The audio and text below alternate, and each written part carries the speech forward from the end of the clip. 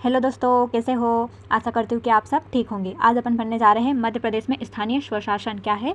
मध्य प्रदेश में स्थानीय स्वशासन अर्थात पंचायती राज। ठीक है, अब मध्य प्रदेश में पंचायती राज या पंचायती राज कैसे लाया गया। ठीक है, तो सब पंचायती राज शब्द है ना, उसकी उत्पत्ति किस प्रकार हुई। तो पंचायती राज शब्द की उत्पत्ति संस्कृत भाषा के पंचायतन से हुई। क्या है, पंचायती राज शब्द की उत्पत्ति संस्कृत भाषा के पंचायत शब्द से हुई है। ठीक है, अब पंचायतन, तो पंचायतन है क्या, तो क्या है, गाँव के 5 लोगों का ऐसा समूह। पंच है ना, तो सिर्फ पंच मतलब 5 लोगों का समूह जो गांव की शासन व्यवस्था के संचालन के लिए कानून नियम का निर्माण कर सके। मतलब कि जो गांव का जो सरपंच होता है ना, तो उसका क्या होता है, 5 लोगों का समूह होता है जो गांव की शासन व्यवस्था, मतलब गांव में क्या करना है, कौन से कानून लागू करना है या कौन से नियम बनाना है, ठीक है, उनका निर्माण करता है, उसे कहते हैं पंचायतन। ठीक है, अब मूल भाव क्या है पंचायतन का, तो क्या लोकतांत्रिक विकेंद्रीकरण। मतलब लोकतांत्रिक विकेंद्रीकरण का मतलब होता है शक्तियों का हस्तांतरण, मतलब शक्तियां बांटना, एक स्थान पर नहीं रखना उनको, अलग अलग स्थानों पर। जैसे शासन सत्ता को क्या है, शासन है ना, जो सत्ता को एक स्थान पर केंद्रित नहीं करना है। क्या है, शासन है ना, सत्ता को एक स्थान पर केंद्रित नहीं करना है, मतलब उसको स्थानीय स्तरों पर विभाजित किया जाए ताकि आम आदमी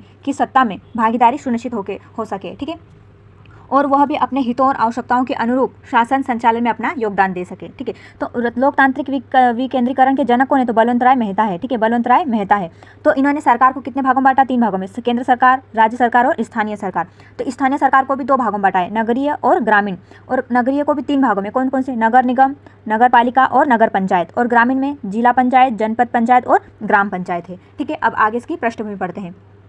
पृष्ठभूमि में क्या गया, प्राचीन काल या फिर वैदिक काल में सभा समिति एक विधेयक जैसी संस्थाओं को वर्तमान में नगर पालिका, नगर निगम जैसी संस्थाओं के अनुरूप माना जाता है। मतलब कि जो प्राचीन काल में जो सभा समितियां होती थी ना, जो सभा समितियां एवं विधेयक जैसी संस्थाएं होती थी, उनको ही वर्तमान में क्या कहा जाता है, नगर पालिका या फिर नगर निगम कहा जाता है। ठीक है, तो प्राचीन काल में कौन से शासन में सबसे ज़्यादा पंचायतन को कौन से शासन में पंचायत दिखाई दी। ठीक है, तो क्या है, मौर्य काल, गुप्त काल, चोल प्रशासन और मुगल काल आदि में किसी न किसी रूप में पंचायती राज दिखाई दिया। ठीक है, इन शासन काल में पंचायत दिखाई दिया। पर प्राचीन भारत में सर्वाधिक स्थानीय स्वशासन कहाँ पर देखने को मिला, तो है चोल साम्राज्य में।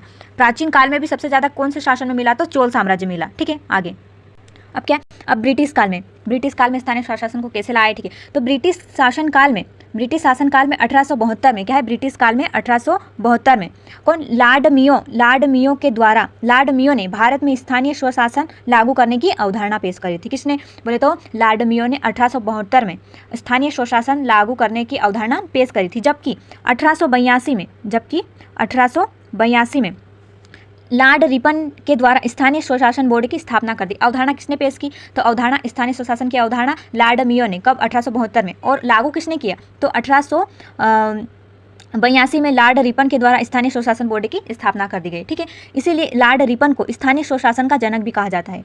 लॉर्ड रिपन को स्थानीय स्वशासन का जनक भी कहा जाता है। ठीक है, आगे संविधान सभा और पंचायती राज समितियाँ क्या है, संविधान सभा और पंचायती राज समितियाँ। तो संविधान निर्माण के समय क्या हुआ, जब संविधान का निर्माण किया जा रहा था, उस समय गांधी जी की इच्छा थी कि पंचायती राज को संविधान में स्थान मिलना चाहिए। क्या है, जब संविधान का निर्माण किया जा रहा था, उस समय गांधी जी की इच्छा थी कि पंचायती राज को भी कहाँ पर, संविधान में स्थान मिलना चाहिए। डॉक्टर राजेंद्र प्रसाद और टी प्रकाश का भी गांधी जी के इस विचार पर पक्षधर थे। मतलब गांधी जी के पक्ष में कौन कौन थे, डॉक्टर राजेंद्र प्रसाद भी थे और टी प्रकाशन भी थे, कि इनका भी कहना था कि पंचायती राज को संविधान में स्थान मिलना चाहिए। ठीक है, तो दूसरी ओर संविधान के जनक डॉक्टर भीमराव अंबेडकर जी इस पक्ष में नहीं थे। इनका मानना था कि संविधान को पंचायती राज में स्थान नहीं दिया जाना चाहिए था, कि पंचायतों को संविधान में स्थान नहीं दिया जाए, ऐसा इनका ये विपक्ष में थे। ठीक है, तो संविधान सभा के सदस्य श्री के संथानम ने अपना प्रस्ताव दिया। फिर क्या हुआ, ये चला, फिर क्या बोला, जो संविधान सभा के जो सदस्य थे, कौन थे, श्री के संथानम, उन्होंने अपना प्रस्ताव दिया। उन्होंने कहा कि पंचायती राज देने के बजाय नीति निर्देशक तत्वों में शामिल कर दिया है। क्या है, जो पंचायती राज अलग से उसको वहाँ पर स्थान देने के बजाय उसे नीति निर्देशक तत्वों में शामिल किया जाए, ताकि इस सहमति के आधार पर अनुच्छेद 40 की रचना की गई। फिर ये जो केसरी संथानम ने अपना प्रस्ताव दिया, उनकी सहमति से क्या हुआ, नीति निर्देशक तत्वों में पंचायती राज को शामिल कर लिया। और कौन से अनुच्छेद 40 का निर्माण किया गया। ठीक है, अनुच्छेद 40 में क्या कहा गया, तो अनुच्छेद 40 में कहा गया कि राज्य ग्राम पंचायतों का गठन करने के लिए प्रावधान या फिर कदम उठा सकता है राज्य। ठीक है, अब स्वतंत्रता के बाद क्या हुआ, स्वतंत्रता के बाद विकास गाथा।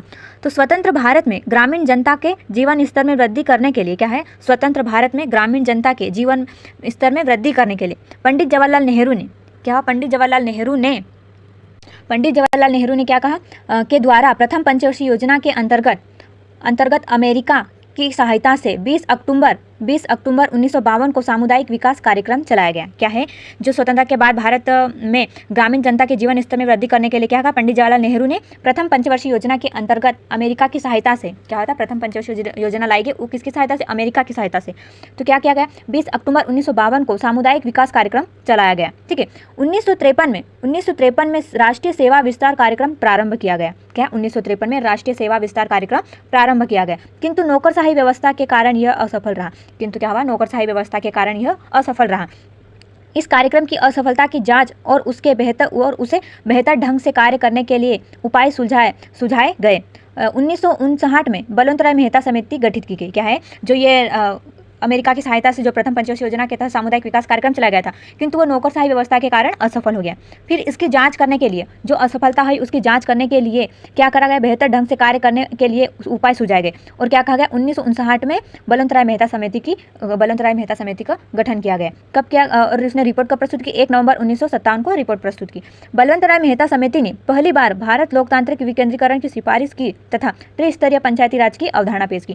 फिर क्या हुआ, बलवंतराय मेहता समिति तो गठन कर दिया था, फिर उसने क्या करा, त्रिस्तरीय पंचायती राज की अवधारणा पेश की। क्या है, जिला पंचायत जो उच्च स्तर पर है, पंचायत समिति जो मध्यवर्ती है, और ग्राम पंचायत निम्न स्तर है। ठीक है, बलवंतराय मेहता समिति की सिफारिशों के आधार पर भारत में पहली बार 2 अक्टूबर 1959 को राजस्थान के नागौर जिले के बगदरी गांव में, क्या हुआ, 2 अक्टूबर 1959 को राजस्थान के नागौर जिले के बगदरी गांव में नेहरू जी ने त्रिस्तरीय पंचायती राज का उद्घाटन किया। नेहरू जी ने त्रिस्तरीय पंचायती राज का उद्घाटन कहाँ पर किया, राजस्थान के नागौर जिले के बगदरी गांव में किया।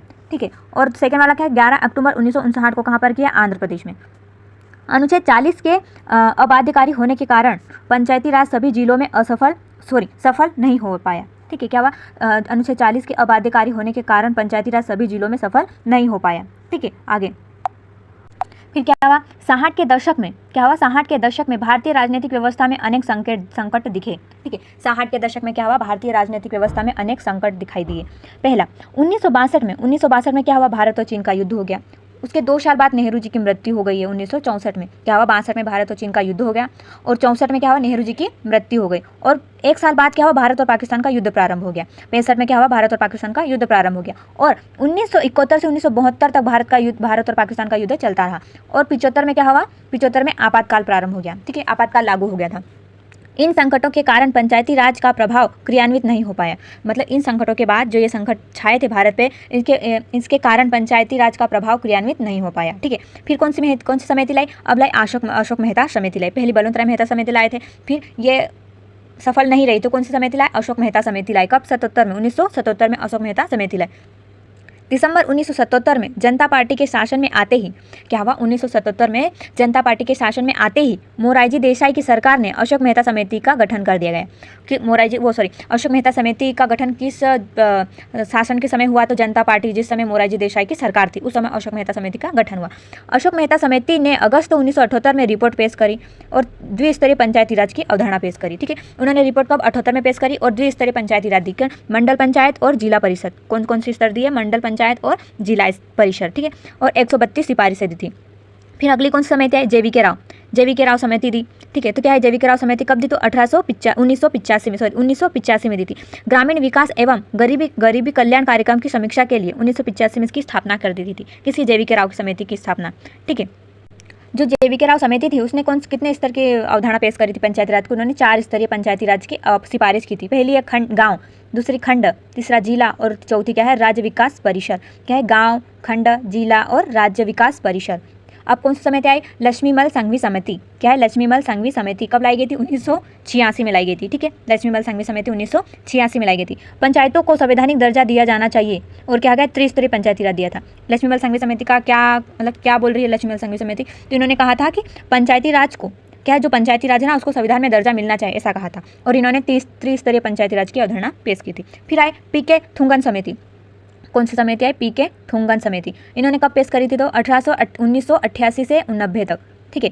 तो जो एलवी संघवी समिति का समर्थन किया, मतलब लक्ष्मीमल संघवी समिति का इन्होंने समर्थन किया कि इनका भी मानना था कि पंचायतों को संविधान में दर्जा दिया जाना चाहिए, और इन्होंने भी त्रिस्तरीय पंचायती राज की अवधारणा पेश करी थी। ठीक है, पंचायती राज में महिला, ST SC व पिछड़ा वर्ग को आरक्षण दिया जाए, ऐसा कहा था इन्होंने कि जो ST SC की जो महिलाएं या पिछड़ा वर्ग की है ना, उनको क्या मिलना चाहिए, आरक्षण दिया जाए। ऐसा प्रत्येक राज्य में राज्य वित्त आयोग की स्थापना की जाए। इन्होंने क्या कहा था कि प्रत्येक राज्य में राज्य वित्त आयोग की स्थापना की जाए। ग्राम पंचायतों की समिति न्यायिक अधिकार दिया जाए, जो ग्राम पंचायत की जो समितियां ना, उनको न्यायिक अधिकार दिया जाए। ठीक है, आगे 64वां संविधान संशोधन। 64वां संविधान संशोधन में क्या कहा गया है, जो लक्ष्मीमल संघवी समिति है और जो PK थुंगन समिति है, इनकी सिफारिशों के आधार पर राजीव गांधी सरकार ने पंचायतों को संवैधानिक दर्जा देने के लिए 64वां संविधान संशोधन 1989 विधेयक लोकसभा में प्रस्तुत कर दिया था। ठीक है, किनकी सिफारिश पर, तो LV संघवी समिति और थुंगन समिति की सिफारिशों के आधार पर राजीव गांधी सरकार आ गई थी। ठीक है, उस समय कौन सी, राजीव गांधी सरकार आ गई थी। उन्होंने जो पंचायत है ना, उसको संविधान में दर्जा देने के लिए उन्होंने 64वां संविधान संशोधन 1989 जो विधेयक कहाँ, लोकसभा में प्रस्तुत कर दिया था। फिर क्या हुआ, केंद्रीय व्यवस्था को मजबूत दिखाने के कारण, क्या हुआ, केंद्रीय व्यवस्था को मजबूत दिखाने के कारण 64वां बिल लोकसभा में पारित तो हो गया, किंतु राज्यसभा में पारित नहीं हुआ। ठीक है, क्या हुआ, केंद्रीय व्यवस्था को मजबूत दिखाने के लिए इन्होंने 64वां बिल है ना, लोकसभा में तो पारित हो गया, किंतु राज्यसभा में पारित नहीं हो पाया। ठीक है, ठीक है, आज के लिए बस इतना ही, आगे अपन यहाँ से कल से पढ़ेंगे। ठीक है, आज के लिए बस इतना ही, धन्यवाद। आप मेरे चैनल पे नए हो तो मेरे चैनल को सब्सक्राइब करें, लाइक एंड शेयर करें। धन्यवाद।